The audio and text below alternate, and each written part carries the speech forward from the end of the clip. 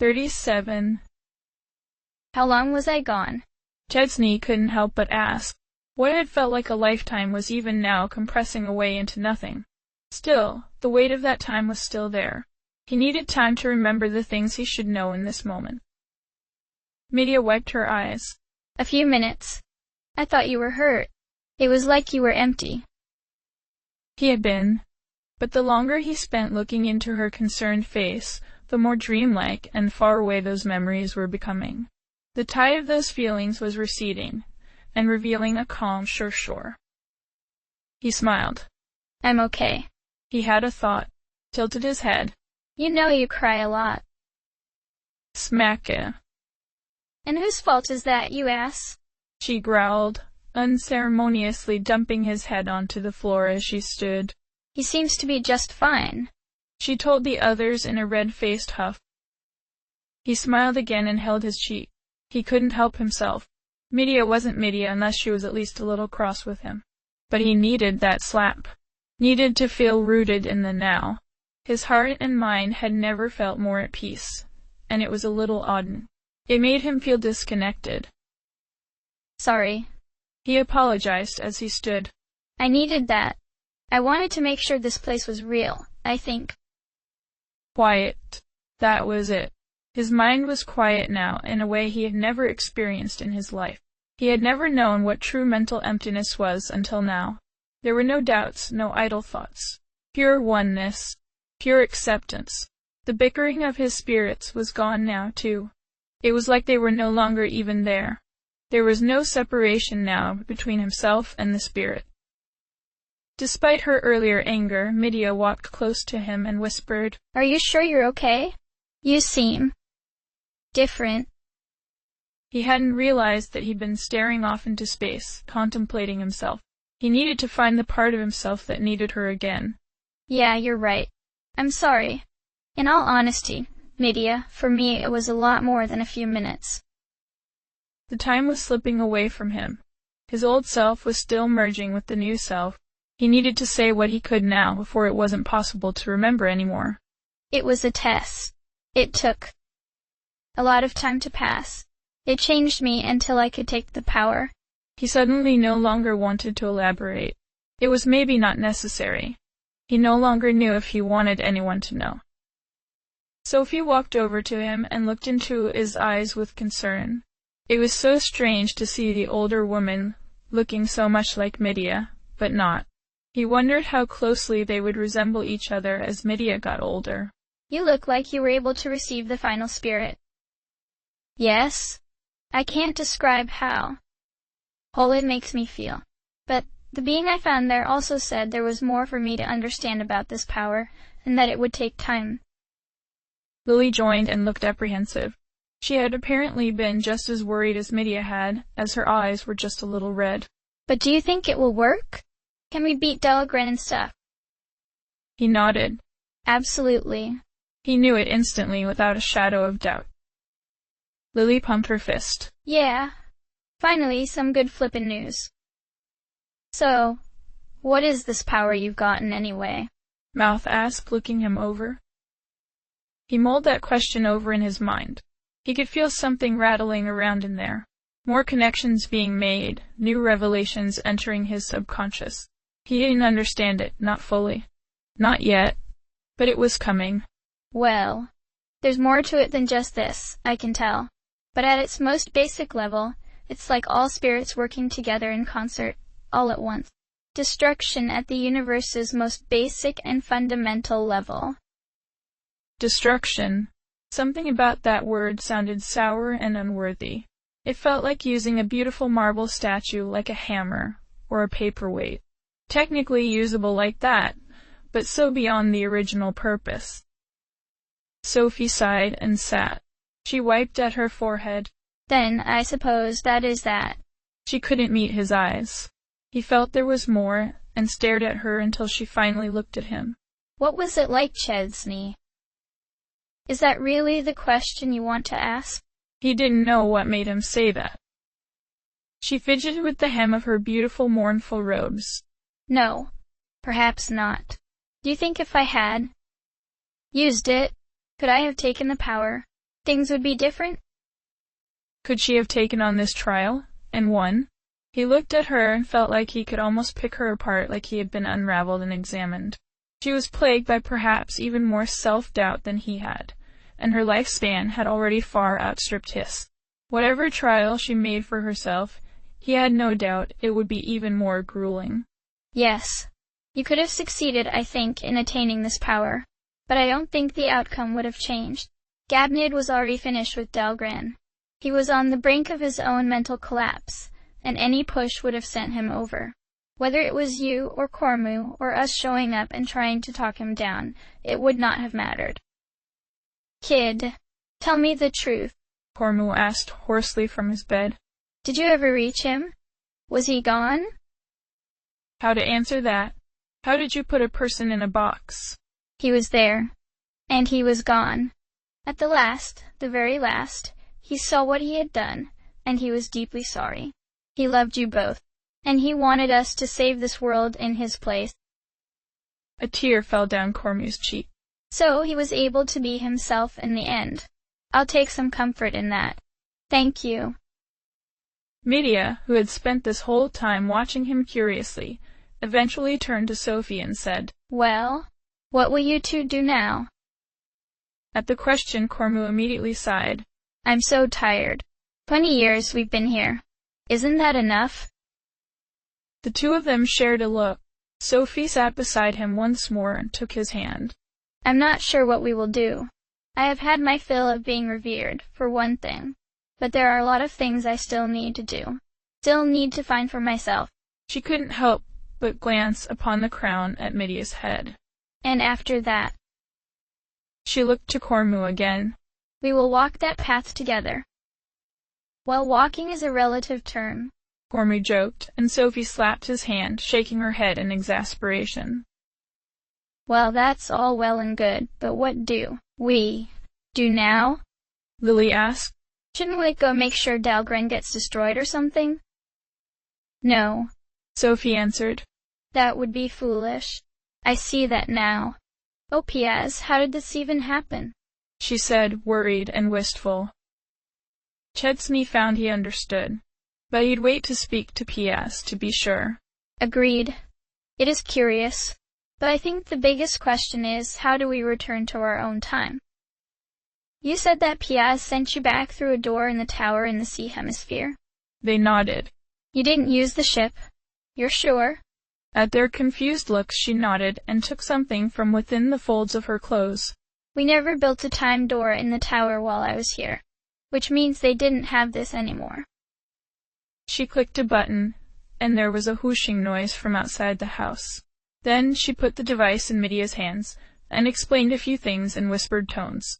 This is our time ship. You couldn't see it before because it was hidden from sight. This remote can hide it and also summon it from anywhere. There's enough power left in the drive for a jump. Take it and return to the future. Won't you need a ship? Won't you be stuck here? Medea asked. There are others, far less valuable. Do not worry about us. Go. Save your world. Put a final end to this madness. She stood, hugged each of them, and kissed the heads of the children. And tell Piaz in the future. It's okay. He can stop now. He'll understand, I think. At her cryptic words, the four of them departed the home, and stood once again in the center of a world, burning down to ashes all around them. The air was eerily quiet. The sky, black of soot and red of light. Twinkling fires burned from horizon to horizon, and small tremors shook the earth beneath them as Strabo tried in vain to move far, far to the east. It feels so awful leaving the world like this, Medea said. Isn't that silly? I mean, we always planned on leaving the world just like this, to come and get the information we needed and return. But seeing it in real life, it breaks my heart. It feels so much like we failed. I know, he said, and put his arm around her. But you're right. This was always meant to happen. Now come on. We were promised some answers. He led them around the house, and behind it there was a marvel. A ship not unlike a cross between the tunnel movers underground and the sailing vessel they'd taken to the sea hemisphere, only so much grander in scale. It was like a luxury cruise ship in comparison. The ship itself was sleek and exotic, a long curled body of the bluish and greenish metals, with artistic protrusions that joined up with the outer rings. 2 great decorated golden rings surrounded the vessel, perpendicular to each other, and used as landing gear. The inner and outer parts of the ship connected with curving lines of intertwining gold and blue and green. "I want to borrow this for my honeymoon," Lily said in quiet awe as she gawked at the magnificent ship. That got a laugh from Chesney. There was something so absurd about it that he laughed and could not stop. He hadn't realized just how much he had missed Lily's blunt, crude humor, but now that he heard it again, it was like another piece of him was put back in its proper place. They all looked at him a little oddly, but he did not mind it. When he at last calmed himself down, he said, "We'll see," and approached. The craft lowered as they did, and an entry appeared to the side. They got on.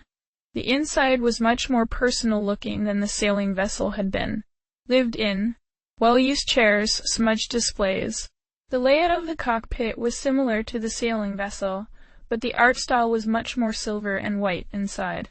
In the back hall, there were more rooms, and these were filled with little touches of the people who had used them. Ragged books and photos, decorations, clothes, little things like pencils and paper and scribbled notes. It was obvious whose rooms had been whose woes. Cormu's was actually quite neat, and to his surprise, it was Sophie's room that was a complete mess, and Gabnid's room was just that much stranger. It had such a warm feeling to it. Instead of countless little machines, there were instead polished and well-cared-for antique-looking things. A clock, a pen holder, leather-bound journals, and even doodles. Seeing this, he felt like it should have hurt. But it didn't. It felt warm. Connection. A glimpse into them as people at last. He wanted to spend ages looking through it all. They returned to the cockpit, though Medea had a strange device in her hands. "What's that?" Chesney asked her. She spoke softly and slowly, as though she couldn't give her full attention to the response. "I'm not sure. I found it in Sophie's cabin, and I don't know. I just picked it up." He joined her to look at it. What was the hurry? They had all the time they could ever wanted. It was small, rectangular, with a display and buttons. He watched her patiently fumble with it until the display changed, and then music started to play. The first song was loud, and the instruments crass and bizarre. It was so shocking that she immediately fidgeted with it until it stopped. "Sorry," she said, looking embarrassed. "It's fine. I kind of want to hear it. Can you turn it back on?" She smiled sheepishly and nodded. Music once again began to play. It was strange, angry, and energetic. It played, and a new song came on, less fast, more personal. They listened for a long time. Many strange and amazing songs came and went, some with lyrics that they could not understand, others not. Just as another song was about to play, she pressed a button, and it stopped. Silence filled the room. "I wish I could have known them in better times. Gotten to know them for who they were. Not like this," she said at last. "Yeah, me too." And then they were gone. The noise in the room died down. Smoke and the smell of burning metal filled the air. Piaz let out a breath he had seemed to be holding for all of his life as he stared at the now empty chamber. "May you live forever. Please, come back safe." Seconds later, the air boomed, and the tower shook, as a great tear opened up in the sky, and out came the time ship. When he saw it landing through a screen, he covered his eyes and fell to his knees, relieved beyond all measure. Then he stood and ran for the elevator. No, he thought, not until I know they're all back safe. His worries were unfounded. Shortly he found them all, much the same, and much changed. He sat down with them in the main floor, with all the other staff joining them. "Welcome back, brave warriors," Piaz said, his voice just barely keeping from cracking. "You tricked us," Chesney said. He was not angry. It was not a question. The accusation hurt because it was true, but he would own his mistakes. You're right. I'm sorry, but I think you can understand why I did. I do, was Chesney's reply. Medea was looking at him oddly. He turned to her. I think you get this too, but let's let Piaz explain. Well, I don't, Lily shouted, gesturing wildly with some kind of cured meat she had taken from the table. So somebody better frickin' explain it, or I'm gonna stop using polite company words. Yes, Piaz said. I'll explain everything. 10,000 years ago, time travelers appeared from the future. All of you. We did eventually get in touch with Sophie and Cormu. They filled us in on some details and left the rest intentionally cryptic. Then they disappeared and we've never seen them again. So, that left us in a very strange and delicate position. Dahlgren was deactivated, but not destroyed. We knew that it would be reactivated in the future too. Well yeah, so why didn't you freaking get rid of it? Lily asked, still sounding quite mad. Why didn't we? Piaz sighed. Because then you never would have come to the past. Think about it. If Dahlgren had never been reactivated, and this disaster never befell Lennis again, none of you would have returned to the past. Which means Gabnid would never have been defeated. Which means Gabnid would have succeeded in destroying Lennis. There'll be well yeah, but then... What? I'm getting a headache just trying to wrap my head around this. Trust me, I empathize. Just understand that, based on the limited information we had at the time, we knew that at some point 2 Reagans from nowhere and their friends would show up to counter a future threat, not be able to do it alone, and be sent back into the past to find out how. And those people would be instrumental in saving the world in the past, which means we had to do everything we could to maintain that turn of events, or face a time paradox. What would happen? Medea asked. She wasn't eating, and she was seating herself very close to Chesney, and stealing glances at him. Piaz shrugged. Honestly, the earliest notes on time manipulation technology are terrifying. People would ask questions and find notes with the answers written in their own terrified handwriting. It was soon agreed that time paradoxes must be avoided at all costs, and time travel be restricted to only the most existential threat. The one thing I do know is that time will not be thwarted. One way or another, what was meant to come to pass will come to pass. You can make it happen or be destroyed standing in the way. So we began making the time door, and waited for you. 2 Reagans from nowhere, huh? Chesney asked. I don't think that's true. I think you know where we came from. Again, it was not a question, and not angry. Yes and no. I will tell you everything I know, and then tell you why I think what I do. For those long 10,000 years, I wondered how in the world you 2 arrived here. I would send messages back home, hoping for a response, but receiving nothing. I agonized if I should find some way to return. But I was also struck by how Sophie made sure I understood how the travelers did not know how they arrived here. Which means I didn't tell them. And that likely meant that I wasn't involved. So I bet on that, and waited. When you 2 fell to Lennis, it was a complete surprise. We scrambled to understand. We searched every database we had. Neither of you showed up in any record. You were not asleep with our people on Rega. You were not born of anyone there either. Aside from Sophie, Cormu, Gabnid, the rest of the Lennis team and the small advance force sent to survey Eltz, none had been awoken in all those thousands of years. You said you lost track of Sophie and Cormu. Medea reminded him. Isn't there still a chance we are theirs? Piaz shook his head. No. That was the first thing we checked. Your DNA, your genetic code. It's not a match. Then what does that leave? She asked, her hands wringing together. Well, there's 2 possibilities. Either you come from the future, which I don't think is true. And I think you can see why too. Didn't it feel odd being in the past? Chesney and Medea exchanged a look. Yes, you're right, she said at last. There was that strange visual distortion. I thought it was just the disorientation from the time travel, but it didn't completely go away until we got back here. P.S. nodded, smiling. I thought so. Death is a side effect of being out of phase with your own timeline. If you had been from the future, you would not have seen a difference when going back to the past. Okay. Chesney asked, bringing things back again. So what's the other option? P.S. stood and began pacing as he talked. I'll tell you right now that I can't be 100% sure about this. But I think Gabnid created you. At their stunned silence, he continued. Gabnid was a brilliant geneticist. He stopped when he saw their confusion and added, Oh, someone who can manipulate genetic codes.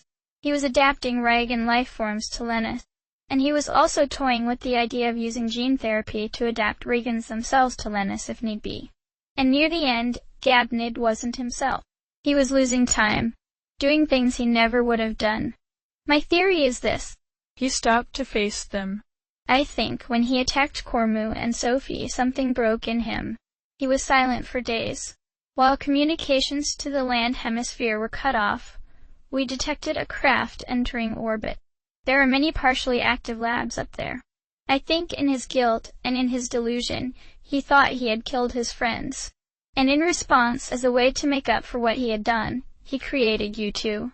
I'm not nearly as skilled as Gabnid at genetic research, but I've studied both of your genes, and have come to the conclusion he used dozens of samples of people's genes to piece together and make near-perfect recreations of Cormu and Sophie. That was a lot to take in. The implications were too hard to even get his head around. That perfect calm that had so far seemed unshakable was gone now, and his heart was beating fast. They did not have parents. No mother and father. They had a creator. A creator they had just killed with their own hands. You sent us back. To kill our own father? Medea asked, her voice hollow. Chesney could feel the nervous trembling of her legs beside him. With a thought, their hands were joined. Father, no. Maker, creator. Yes. And I'm sorry. I really am. I can't tell you how sick I've been thinking about all of this since you two arrived. But I had no choice. For a while, there was total silence. For their whole journey they had chased this answer, hounded after it, felt the aches in their hearts with the not knowing, wondering if they would ever find an answer. And now they had it. In Gabnid's grief, he had created two children, as repentance and memorial to the two friends he loved most. And 10,000 years later, those self-same children had grown, come to find him, and put him down. Wait. But, wait. Medea said, her breaths quickening. That can't be. We were left up in some lab. But then why did we fall to Lennis? Someone had, to have sent us. My guess? He probably didn't know what he was doing. I think he left you to be created, and was going to come back eventually. But he didn't get the chance. So you both stayed in stasis. Eventually the lab's power gave out, or it was in danger of losing orbit, so the two active projects were ejected and escaped craft. In the fall, you two were separated and drifted to different parts of Nazquat. Chesney could feel that Medea was reaching a breaking point. He stood and pulled her up with him. P.S. We have more questions, but I think we should take a break. Excuse us. Not waiting to hear P.S.'s response, Chesney dragged her away to some secluded part of the floor, and sat with her. She looked so fragile all of a sudden. For once, he felt well and truly clueless about what to do or say. They sat for long minutes in silence. He didn't know if it was better to speak or remain silent, and in the deciding, silence prevailed. Eventually, Medea spoke. Her voice was laced with an almost mania or panic, so that it felt like a verbal landmine he didn't know how not to step on. All this time, I've been searching for my parents. As a little girl, I hoped that some cruel twist of fate had separated me from them, and I'd find them again one day. You know? I'd even come to terms with the possibility that they were dead. Knew it was likely, even. But then I learned I was a Raigan, and I didn't know what to think. I kept wondering, how had I come here? What would make my parents leave me? And every time the truth was just out of my reach. And I knew something was wrong. It shouldn't be this hard, you know, to find out. But I still hoped. Her voice was breaking, and the air felt dangerous. She bent low, cradling her head in her hands, squeezing hard. But I never once imagined, ever, that I was some kind of fucking mistake. A worthless, stupid, forgotten experiment. A god-forsaken freak. I'm not a person. I'm a country. Creation. I'm a monster. A force exploded from her, and the walls around them buckled outwards, leaving her in the center of a sphere surrounded by crushed walls. The wave had not hurt him, though. He tried to hold her, but she leaned away, and she could not contain her anguish. You're not a mistake, he said, though it sounded lame and worthless in comparison to her hurt. She didn't react. He continued. Or worthless, or a freak, or a monster. She continued to cry in great sobs, tears pouring through her fingers. We were probably made in that disgusting life-form research lab. That stupid robot probably helped make us. Probably knew exactly what we were and didn't even bother telling us. He had doubts about that, but now was not the time for nitpicking. He tried putting a hand on her knee. She didn't shy away. Maybe she didn't even notice. Midia, it doesn't matter where we came from. Yes, it does, she screamed. Because now I know why I never fit in. Now I know how I could be so heartless. I abandoned the man who raised me. I killed my own father. Sorry, Creator. I made him think I was his only love, and let you stab him in the back. I'm selfish and cruel and violent. I'm just a fucking weapon. And now I know why. I was designed by that monster. And I'm sure one day I'll be even worse than him. He carefully took her in his arms again, and began to softly shush her worries.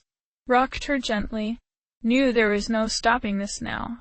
Knew it had to come out in the open, before he could speak. When she started to quiet, and he felt it was the right time, he said, I don't think you're a monster, Midia. Well, you're the only one, she said bitterly, but it sounded half-hearted. I'm sure those two in there are wondering how the hell they're going to get away from us. Us, huh? So you think I'm a monster too? Shut up. That's not fair. Well, do you think I'm a monster? No. But maybe that's the monster in me. Us freaks need to stay together, and whatever. She took in a deep breath and coughed as she tried to speak. Can you imagine what Sophie and Cormu must have thought, looking at us? I'm sure if they knew the truth, they'd have destroyed us out of mercy. Now that, I know, is not true. Why? Because of your crown, Midia. Think about it. She stayed silent. Maybe she was thinking about it. He decided to go on. She was wearing the crown in the past, Midia. And the next time it was seen was with you. You know what that means, right? She found us. Before they disappeared, they found us. And she left that crown with you. She had to have understood then. And she still gave it to you. There was a long pause.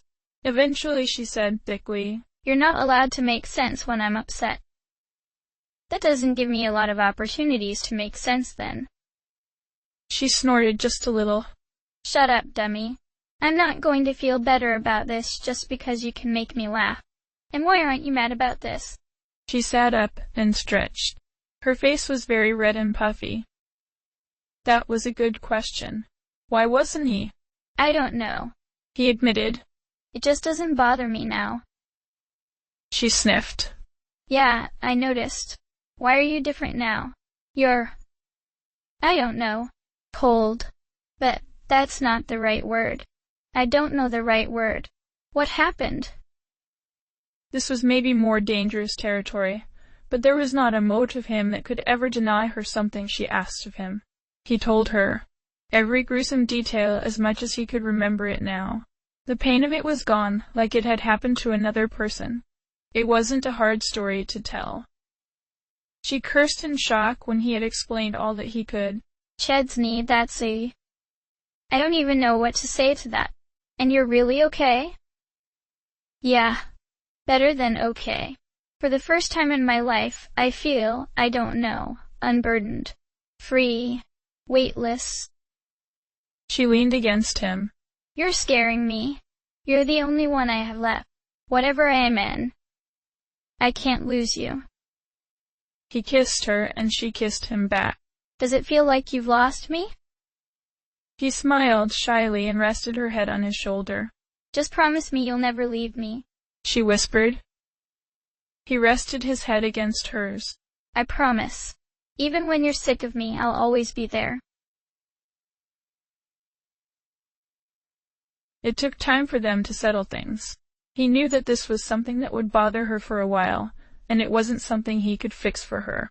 For him, he found the news was almost a relief. It meant that his mother really was his mother. He didn't need to worry about other people he didn't know about. When they eventually returned to join the others, Mouth and Piaz were talking quietly, and Lily seemed to instantly see them return. She looked worried and apprehensive, especially at Midia. Midia looked away, seemingly not yet ready to face anything else in relation to the reveal of her origin. Chesney sat down and Midia sat next to him. Sorry about that, he said. Piaz shook his head. No need to apologize. I understand how startling a revelation that must have been. Did we miss anything? Mouth began to fill him in a little on their conversation, but it was mostly about Reagan culture. He noticed, as they talked, that Lily had leaned over and mouthed, "You okay?" to Midia, and they started their own little conversation he was unable to hear or focus on. He really hoped that Lily would have better luck than he had. Eventually, both conversations wound down, and Chesney wanted to get back into discussing more of the mysteries that had been building up. With how much that had happened so far, it was almost too hard to keep track of what he did and didn't know, and what he merely suspected. I guess I should ask this, he settled at last. What do you know about what happened to Sophie and Cormu? Piaz's eyes looked a little distant as he answered. Not nearly as much as I'd hoped. When we finally regained contact with them, they were on another ship. It was a goodbye call. They wouldn't say where they were going. I got the impression Sophie was wrapping up a few things and intending to leave the Planeton. How was Cormu? Still paralyzed. They found something he could use to move around more freely. Something like Gabnid's harness. But I also got the impression that they were planning on studying his work, in the hopes of finding a cure for his paralysis. I hope they found it. Midia cleared her throat, but it still sounded quite hoarse. You don't have any theories? He shrugged. I have 3. Maybe they found the cure, maybe they didn't. Maybe Cormu got worse and died, and perhaps Sophie followed him. But I'm a little too hopeful to believe that.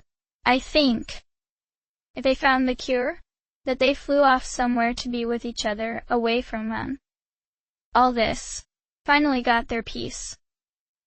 And if they didn't? If they didn't, I think Sophie would have returned to Rega, and put them both back into stasis. Well, those explanations certainly made sense. He wasn't sure which of the two more positive scenarios he was rooting for. Chesney thought of another question. You mentioned that another team was sent to Elts, right? The other world circling Rega. Please don't tell me this same story played out over there. Actually, I'm not completely sure what's going on with Elts right now. It was definitely not a full colonization effort. I think the plan there, with the limited resources we had, was a much more subtle approach to integration. But I think that's something we should talk about after we worry about the current issues. That made sense still. He couldn't help but worry a little. But that was a problem for another day. I guess I have some questions related to the spirits. Go ahead. Though I think at this point, you might know more about them than me, after what Mouth has told me. Piaz said. So you really didn't know about the crystal sphere that Sophie had? I had no idea it had been brought to Lennis. Gabnid must have brought it on his own. I'm honestly a little taken aback that this level of power was required to be given to you to face this problem. There are vanishingly few of those devices. Chesney, once we knew what we had, That technology was locked down even harder than time travel. The sheer fact that we've had to lean on both of those technologies to resolve this, I find that very disquieting. Why? Why is it so dangerous? Piaz leveled a look at him as he pondered how to respond. He could almost see his worries mounting through the subtle shifts of expressions. How does it feel now that you have it? What can you tell me about it? Was he intentionally dodging the question? It's hard for me to describe. Totality, wholeness, peace, oneness. I can feel the incredible destructive force of the magic, but it feels like that's just the surface. The being within there told me that I would fully understand it in time, and gave me many warnings. What warnings? That it must never ever be used again. Piaz nodded. And you promised? I'm here, aren't I?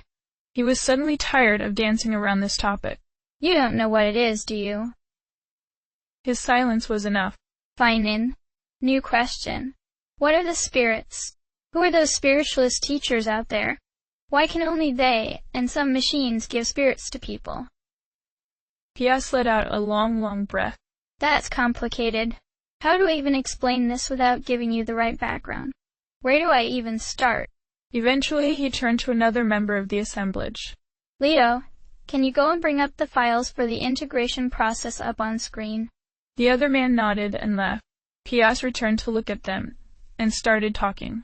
On the most basic level, the spirits are fundamental forces of the universe. Or should I say, that's what the spirits were based on. In actuality, the spirits are machines we have attached into the structure of a higher dimension. People who can communicate with the spirits can activate them, and have them affect the lower domain. All of the party looked at each other in total bewilderment. Was any of that words? Sorry, you've lost me here. It sounded right, as he heard it, but whatever understanding he was gaining, it wasn't enough yet to piece this together. Piaz sighed and tried again. Okay, just hold in your minds the knowledge that the spirits are something the Reagans created, so that they could do magic. People are changed slightly, so that they can communicate with those machines, those spirits, and tell them to make some change in the world, and we call this magic. Midia's eyes narrowed in suspicion. How are people changed? You know how in stories some people have to say a bunch of silly words to use magic spells? Or wave their hands around? Well, in this instance, a person's thoughts need to have a very specific pattern to make magic work. Being changed to allow a connection with the spirits means that a subtle change was made to a person's mind to make that pattern automatically. And that is accomplished through a combination of gene therapy and something called nanomachines, extremely small machines that work inside people's bodies. Well, what? But we've never done anything like that. Really? I'm sure you're familiar with a very unique and special incense. Everyone gasped, especially Lily, who practically choked on her food. Those were these very small machines? Midia asked incredulously. Chesney had an urge to blow his nose very hard and wash it out. He nodded. There's a few other methods. I believe you experienced one in Delbra that uses very specific light patterns to carve new connections in your mind through pulses in your retinas. Plus, people tend to pass on these new genetic traits to their children. Okay, so, what about those spiritualist teachers? Who are they? Well, short answer, volunteers. They are Lanusians who have undergone a process that ties them in a special way to a single spirit, and also granted the immortality of the Regans. They were originally very dedicated supporters, who offered themselves up to this great task in efforts to bring all our peoples together. Sadly, not all of them survived the first destruction, or subsequent wars. At last, images appeared on a nearby screen. Frankly, the diagrams were utterly incomprehensible to him. He assumed that one of the pictures was of these machines, but there were pictures of brains and notes next to images of the spiritualist masters. This was getting to be so beyond his ability to take in, and he was still aided by his newfound inner calm. He looked over to his friends and found them all to be various levels of disturbed and contemplative. He supposed it all made sense. The technology of the Raigan people was already incredible when he had no idea what they were capable of, and everything he had just learned only served to show him that he had barely scratched the surface. Even trying to think of what else could be possible was too much to contemplate right now. All right. I suppose I have to ask. When the threat to Lennis is over, what do we do then? That's getting a little ahead of ourselves. But short answer, I don't know. Sorry. Our people are still sleeping on a dead world, waiting for a new home. But we also have a great deal to answer for. Understatement of the year, my guy, Lily said dryly. P.S. shrugged. I can't argue with that. We will have to take things a step at a time. Is there anything else? What? Medea began to speak. What was Rhaegar like? Was it wise to ask after a home they could never experience? He could see all the reasons it was a bad idea to ask, but he was wondering that too. Piazza's voice was soft when he said, I'd love to show you. Images appeared on all nearby screens. Beautiful alien landscapes, incomprehensibly tall cities, images of people and things and food. Amazing devices, all flashing by in a rush, never ending and almost overwhelming. What else can I say other than to call it home? It was a beautiful world. Through many harsh lessons, we had learned to care for it just as dearly as our own children. But sometimes things happen beyond anyone's control. More images came, these much less beautiful. Barren landscapes, sick people, worried faces. Though we didn't know it, our peaceful lives were on a time limit. The very soil and air were turning toxic at a rate we couldn't begin to impede. A ticking time bomb that had been waiting to go off for billions of years. And so, in a desperate attempt to save everyone, we came up with a plan to move to our moons. And you know the rest. I see, she said sadly as she watched the images fly by. I wish I could have seen it. Me too. Silence reigned again until Chesney remembered. Oh, right. P.S. Sophie had a message for you. He sat up straighter. Really? Please, tell me. She said. It's okay. You can stop now. She hoped you would understand what that means. Chesney watched his expression, hoping for a hint at the deeper meaning there, but Piaz only looked away and nodded. His voice sounded thick as he thanked them. Beyond that, Chesney couldn't glean at all what the message had really meant, only that it seemed to affect him deeply. This was indeed a message only for him. Chesney just hoped it was a good one. Piaz cleared the bruising from his voice, and stood. Well, if that's all, I think I need some time. Why don't you all spend the night to rest? We can talk about the next step tomorrow. And with that he took his leave. That night, everyone had needed a little time alone. A lot had happened in a very short amount of time. Since destroying Anwai Grin and awakening Underground, it seemed like there had been a breakneck race to uncover all the secrets of the world. And the true extent of the damage Dahlgren and Kmat had been inflicting on the world had been revealed. Medea had been forced to abandon her father, hoping that Miss Chow would look after him. They had found his mother and lost his village. Gone back in time, slain the forefather of their entire civilization, acquired a weapon so powerful it must never be used, and now they were waiting for the final end to the madness. His mind was once again stirring with the journey. He could feel himself coming to a realization, but it was always just out of his reach. Destruction. That was the wrong word. The power of this new final magic. Spirit. It was so much more than destruction. But why had that come to him first? What was it about this power that terrified even the Regans? He left the tower to think, found himself on the shore, watching the waves lap against the sand.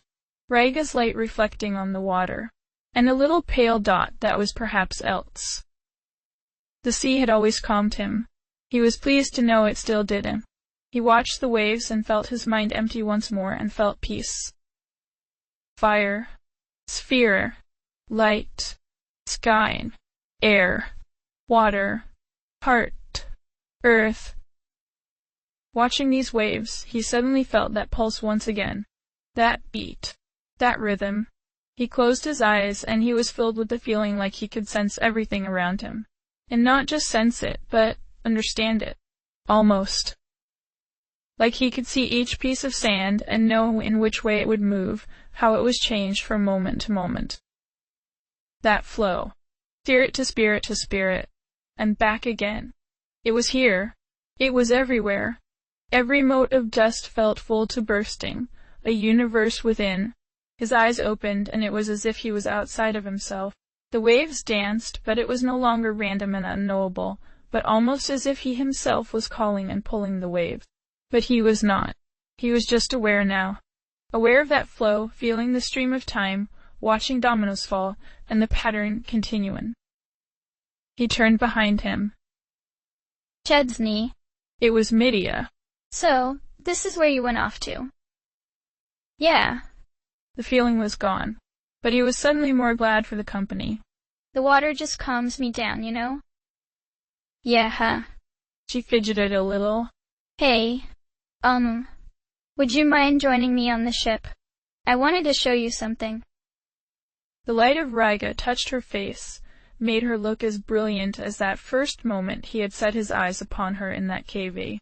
Her hair was no longer up in her trademark ponytail, but swaying gently in the sea air, long strands playing against the skin of her face.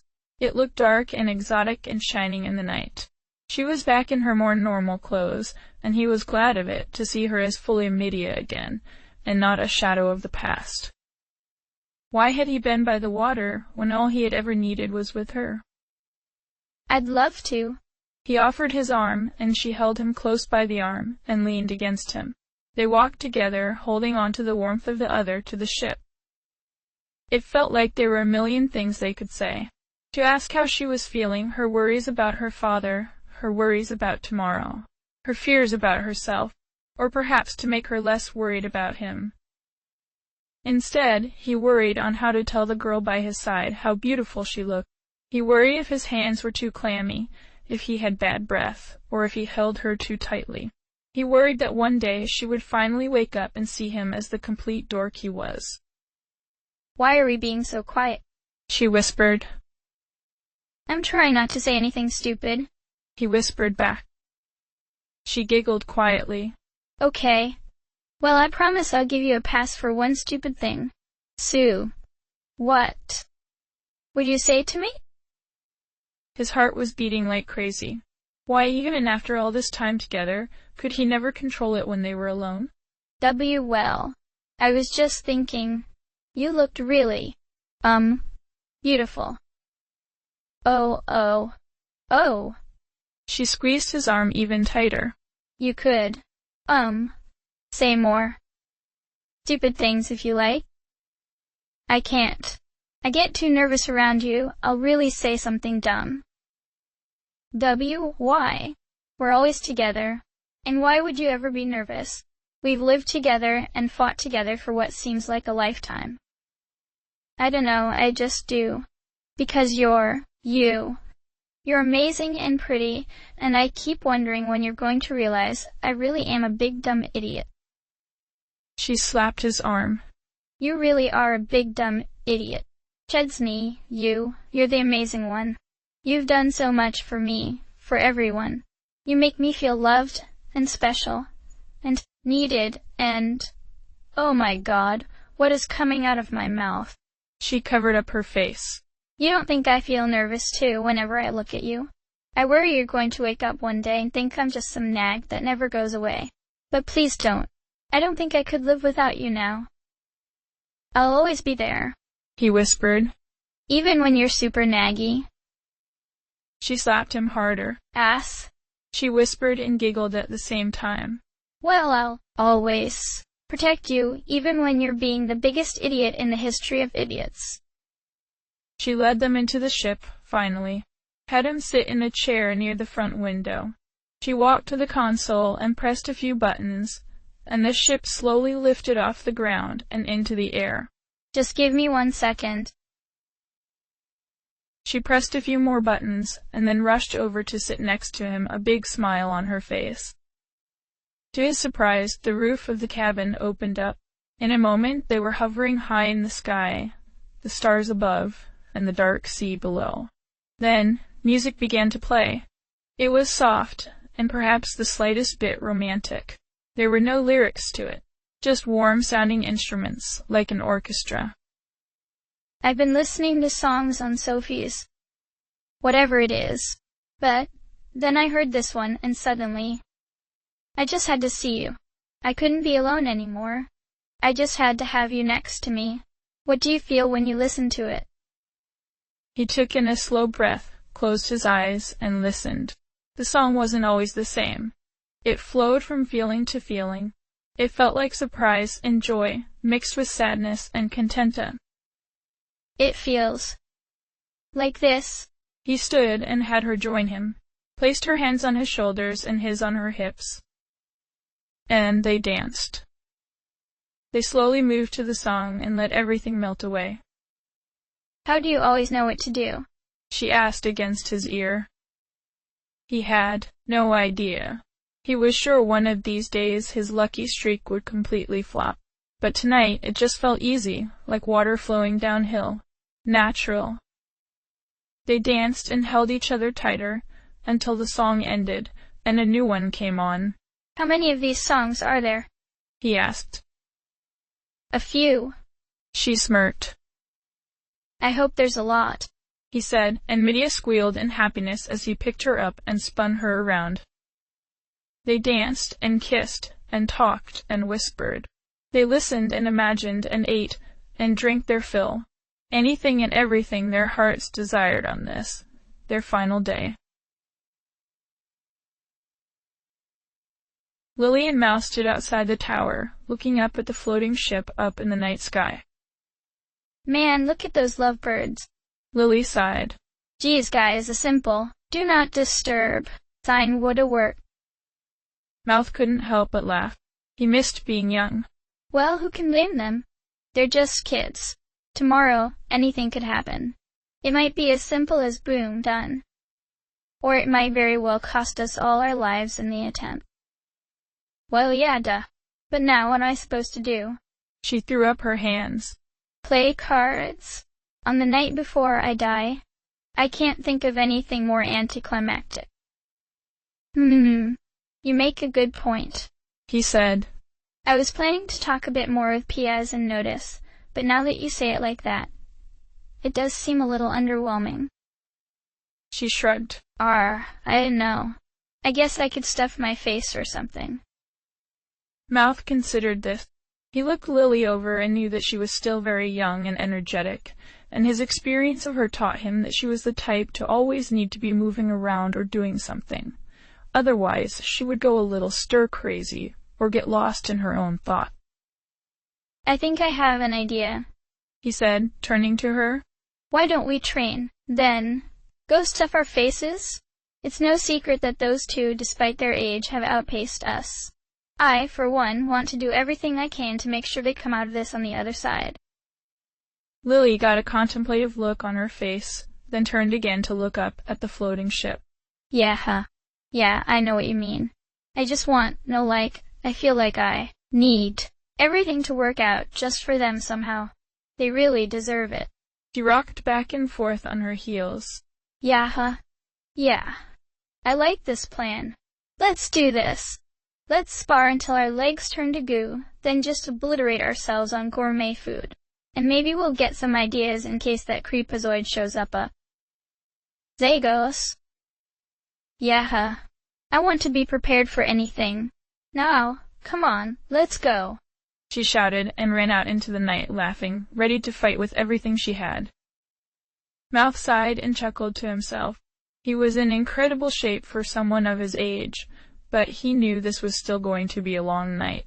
Still, it filled him with joy to see someone so full of life, especially after she had almost given up on it a few short days ago. All of these children deserved lives, real lives. Not having to live in fear. Not having to wonder if the next day would be their last. They deserved a future. He would give them a future with his own 2 hands, even his life if it came down to it. But he had no plans to leave just yet. I know you're with me, brother. I'm sorry, but you'll need to wait just a little bit longer. I don't plan on joining you just yet. I have to see a new world with my own eyes first. The next morning, everyone greeted each other with determined smiles, some a little more red-faced than others. Medea was prepared for the other girl to give her a little teasing, but she was surprised to find Lily looking a little disheveled herself, and couldn't help but give her a questioning smirk. Shut up, don't you start, the older girl stammered, fixing her bed head self-consciously. I showered right before bed, it didn't have time to dry. That's all. Piaz, Notice, and the entire remainder of the Ragan survey team were there to send them off. Piaz, of course, spoke up. I can't begin to tell you both how ashamed I am to not be able to help you any more than I already have. I couldn't be more proud of you all for everything you've accomplished on your journey. He stood in front of Mouth. Mouth, you're the very definition of a gentleman and a scholar. Linus is well served with you as one of its guardians. I look forward to more discussions with you after all of this is over. I think you will be instrumental in whatever the future holds for both our people. Mouth wasn't sure what to say to that, so he just smiled and nodded a slight bow. Then, Pia stood before Lily, and despite her age and confidence, she couldn't help but fidget just a little dull. Liliette, you're many things. Strong, brave, determined, and full of life in this weary world. And you've endured much in a very short amount of time. Linus owes you a great debt for standing up as you are and forging your own future. But I think the thing I like most about you is that you are a steadfast and true friend. There is nobody I would trust more to fight by their side. Watch over them for me. She swallowed and blushed, not sure how to take such praise and honesty. I'll do my best, sir, she said, fidgeting with her whip and nodding profusely. Next, the ancient man stepped before Medea. Medea. His voice sounded so full of emotion and meaning as he said it. I don't think it's an exaggeration to say that this journey would never be completed without you. From the very beginning, you have given absolutely everything to this journey. The word, hero, is woefully inadequate. You have been a strong arm, a compassionate shoulder, a wise guide and leader. Do not judge yourself for your origins. I say this on behalf of all Regans. You are the best of us all. She squeezed her eyes closed and mouthed a simple, "Thank you." At last he stood before Chesney, and he met the young man's unwavering gaze. Chesney, before you were even born, terrible burdens had placed themselves upon your shoulders. No one could have judged you had you abandoned them. But no. Instead, you quietly placed the burdens of two worlds upon your shoulders, and persevered. Never once did you falter. Never once did you stop moving forward. Time and time again, you placed yourself in harm's way to save a world that did not know your name. To save a world that gave you every reason to turn away from it. And through those trials you have grown more than any could have dared dream. Become something greater than a hero. You have gone beyond and become legend. The fate of two worlds rests in your hands, and I know you will succeed. Chesney gave only a simple nod. Piaz backed away and stood with the others. He called out, Medea the Wise, Chesney the Great, everyone, all of Raga bows to you. Godspeed to you. And all of them bowed low before them. At that, one by one, the party turned and left the tower. The ship was waiting for them. In moments, they were up in the air and blasting towards Naisquat. All right, everyone, Chesney began as he piloted the ship. First, we make for the tower. If we are lucky, K met us somewhere else. We take down the tower and then scour the skies for him. And if we're not lucky? Medea asked, knowing the answer. Well, if it's anything like Noegrin and Lokiarn, slaying Kmat will destroy Dalgren in the bargain.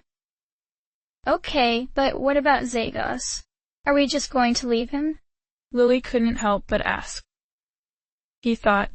He had promised that he would use the power no more than absolutely necessary, and that soon he would understand why. He still didn't fully understand it, but he didn't have the time to mull it over either. Zagos knew how to build another Dalgren. He was too dangerous to leave alive. No. When the rest of the world is safe, we'll pay him a visit. We can't afford to have any more loose ends. None of this can ever be allowed to happen again. She pumped her fist. Yeah, that's what I'm talking about. This is going to be a busy day. Mouth remarked offhandedly. Medea shrugged and grinned. She was itching to fight. When is it ever not? Over time, they all found their seat and watched the world pass under them at breakneck speed. About halfway over the ocean, Lily asked out loud. Hey, what do you get for having fire and earth together? That's right.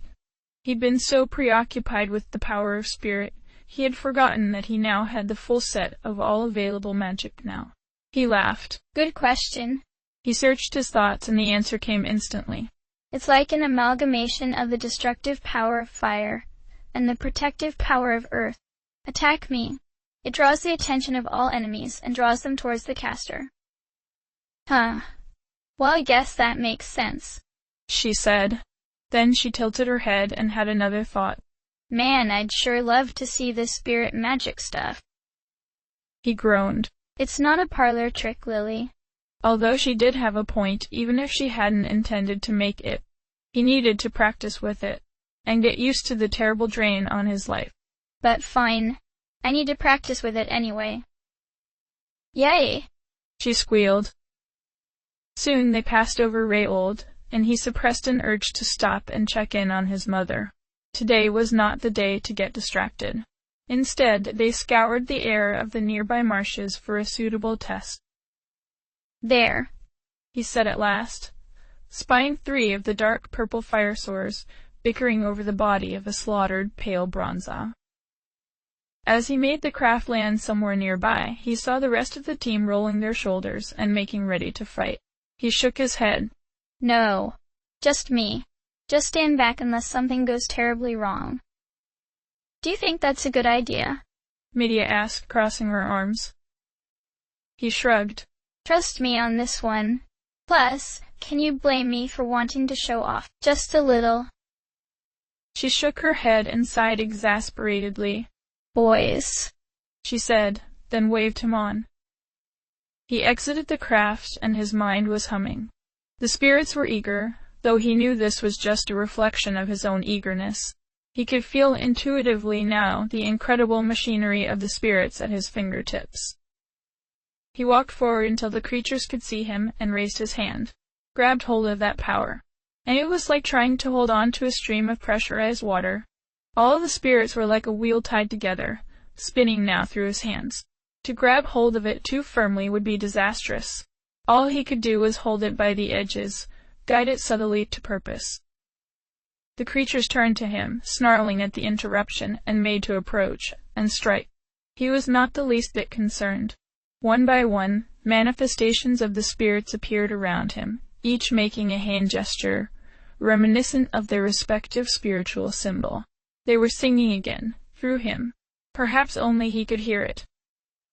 There was a bright flash, and it was once again as if the curtain on the stage of the world had been drawn back, and the set behind was plain for all to see.